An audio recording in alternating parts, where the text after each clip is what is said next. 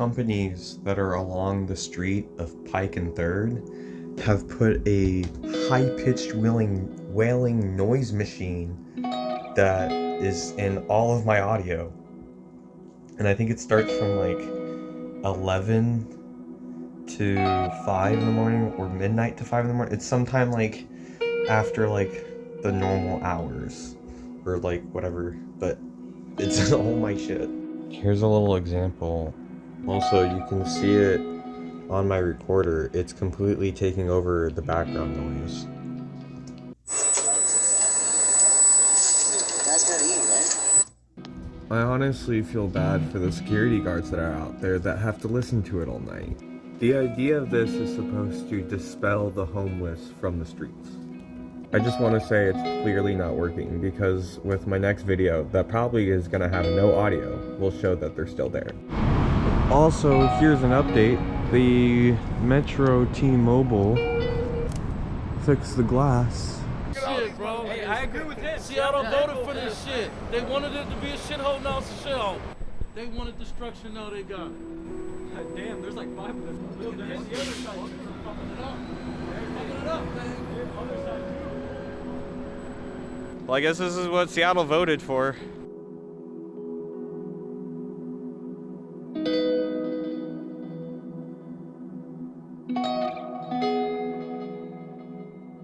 How do you guys feel about what's going on? Do y'all have any opinions? I like to see graffiti out because it makes you feel like the youth are active. You don't care? No, I don't fucking care. You know, tax money should be spent other ways. Yeah. Do you think that it should just stay out? What, the graffiti? Yeah. As long as it's nothing like racist or anything like that, do you think it should just stay out? I think that there's not a fucking problem right here where it's on right now. It's on a boarded up building. It's not hurting anybody. If it is, I mean, it's not permanent. That's legitimately just it's plywood. The people that have done the thing on there is like have not hurt anybody, and there's not a fucking problem. And as a taxpayer in the city, I do not care at all. And that taxpayer money should be spent other places. So what is the name of the street corner? 3rd and Pike. So what's so great about 3rd and Pike? Like, what's your favorite thing about it? Sarcastically.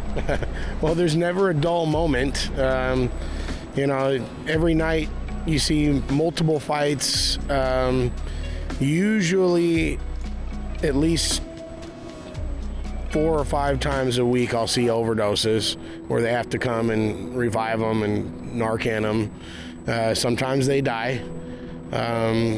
I saw a guy on the corner over here waiting for the bus. I think he was a janitor. He's getting off work, and they tried to rob him, and they stabbed him to death. And there's nothing we could do about it because we're not the police. But you see violence a lot, theft a lot, and overdoses a lot.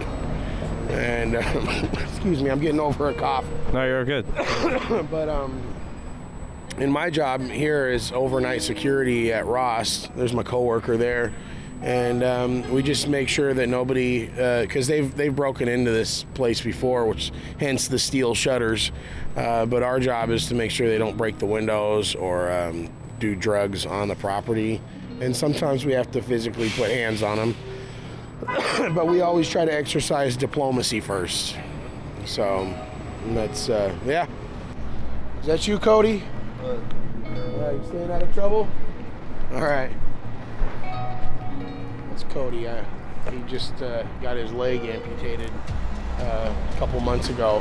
When I first met him, he used to be able to walk, but his leg went septic because of all the drugs that he's on, and it attacks your white blood cells. The fentanyl does. So if you get a scrape or a cut or anything like that, your body can't fight off any infection, get a staph infection, turns into gangrene, and then you gotta get your leg cut off. But that's Cody. I try to look after him, sure that nobody messes with him, because I've seen him get robbed a few times, and you know, he's only like 25 years old, you know, and his life is pretty much over. Try to help him get housing, but the thing is a lot of these people, they want to be out here. They don't want to return to normality and get a job and all that, like they've accepted their condition. So I try to talk to the real young ones that just started doing trank or fentanyl, maybe you know, within the last few months, and try to encourage them that your life's not over, you know, and you know, get off that shit, contact family. A lot of times we see parents coming down here looking for their kids, and it's just heartbreaking, because you know, their kids are lost pretty much. Do you have any kids? I do. I got 3 kids. I got a 15-year-old daughter, a 10-year-old daughter, and a 6-year-old son. And my heart goes out to these parents out here looking for their kids, because you know, you can see the pain in their eyes, and it's not. Especially if you're a parent, you can sympathize with them and see how it would feel if you were in their shoes. There was a young girl, 18 years old, and she was high on drugs, and she was talking to us, and her father came around the corner. This was a few weeks ago. He was looking for her. She took off running, and I got his number, said if I see her, I'll call you. And then I did my perimeter check in the alleyway, and there was rats and shit in that alleyway, and she was crying. I can't let my dad see me in this condition. I'm like, come on, come with me. Take her out to the front of the store, and and I called Dad and said, come get her. And some black guy with dreads was calling her a snitch and was getting ready to attack her. Her dad comes around the corner, ends up kicking the shit out of this guy, and then he grabs his daughter, throws her in the back of the car. She's crying, and takes her to treatment. And not but 1 week later, I saw that girl out here again getting high across the street, and I contacted her dad and said, hey, I hate to be the voice of doom, but she's out here again, man. Just thought you should know.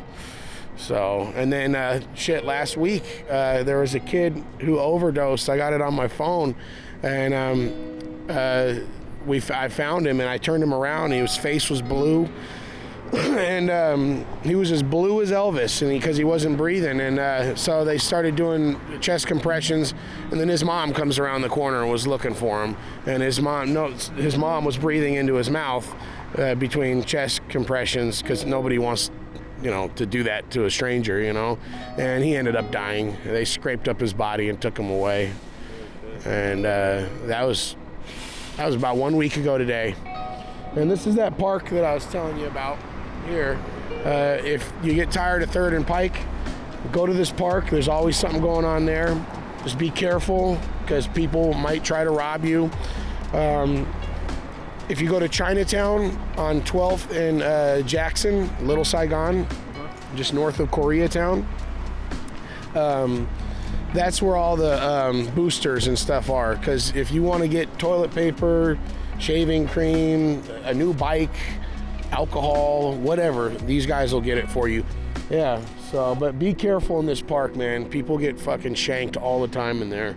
So. The one that's like the concrete park? Yeah, yeah. Yep. Okay. It's got that giant archway? Yeah, usually it's not super busy in there, but there's always small groups. And just be careful. I mean, you know, you're a young man. I think you can handle yourself, you know, but just watch your back, that's all. So do you think that drugs should be legalized, and just we have a place where it's like, yo, if you want to do drugs, go to this place. It's a fenced up area with canopies, and it's just like, go get high over here and come out? Tough question, man. I mean, I think there's some drugs that should be legal. I think marijuana, obviously. Cocaine should be legalized. That way they can prevent it from being laced with things like fentanyl, because there's a lot of people that want to party with coke, and they get a bad batch and snort a line, and then next thing you know, they die of an overdose. Do you think the United States would benefit from legalizing all drugs? They would benefit from the tax revenue that they would get. I don't think they should make all drugs. Obviously, crack, fentanyl, shit like that should be, heroin, that should all be illegal. But things like cocaine, marijuana,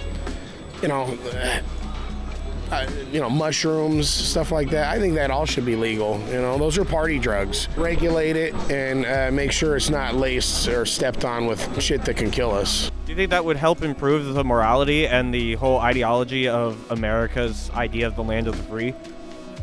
Yeah, I mean, they're gonna do it anyway, so they may as well cherry pick the least of the harmful ones and legalize them and tax it and make it safer for the public. You know what I mean? It only makes sense. You know, and then it would probably clean up a lot of this shit too. I got your card. I'll check you out, man. My name's Angelo, by the way. Angelo? Yeah. Okay.